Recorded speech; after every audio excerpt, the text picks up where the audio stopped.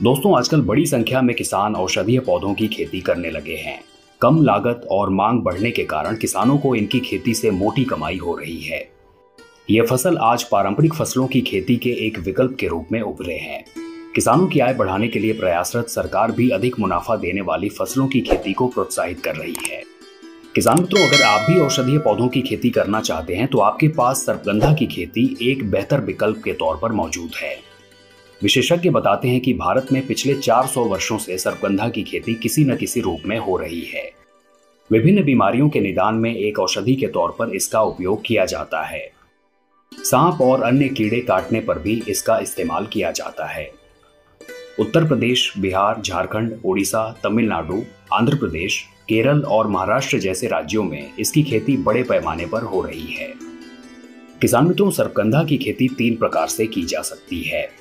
इसकी खेती की पहली विधि यह है कि तने से कलम बनाकर खेती की जाए। इसके लिए बुआई से पहले सर्पगंधा की कलमों को 30 ppm वाले एंडोल एसिटिक एसिड वाले घोल में 12 घंटे तक डुबोकर रखना चाहिए। इसके बाद बुआई करने से पैदावार अच्छी होती है। दूसरी विधि में सर्पगंधा की जड़ों से बुआई की जाती है। इसके तहत सर्पगंधा की जड़ों में मिट्टी और रेत मिलाकर पॉलीथीन की थैलियों में इस प्रकार रखा जाता है कि पूरी कटिंग मिट्टी से दब जाए तथा यह मिट्टी से मात्र 1 सेंटीमीटर ऊपर रहे। ये जड़ें 1 महीने के अंदर अंकुरित हो जाती हैं। इसके बाद पौधों की बुआई की जाती है।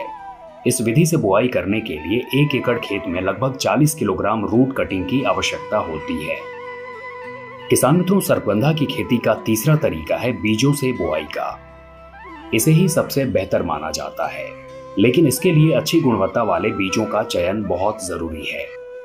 पुराने बीज अधिक नहीं उग पाते हैं, इसलिए इस विधि के अंतर्गत नए बीज से बुआई की सलाह दी जाती है। बीजों से सर्पगंधा की बुआई के लिए सबसे पहले उन्हें नर्सरी में लगाया जाता है। फिर जब पौधों में 4 से 6 पत्ते आ जाते हैं तो उन्हें पहले से तैयार खेत में लगा दिया जाता है।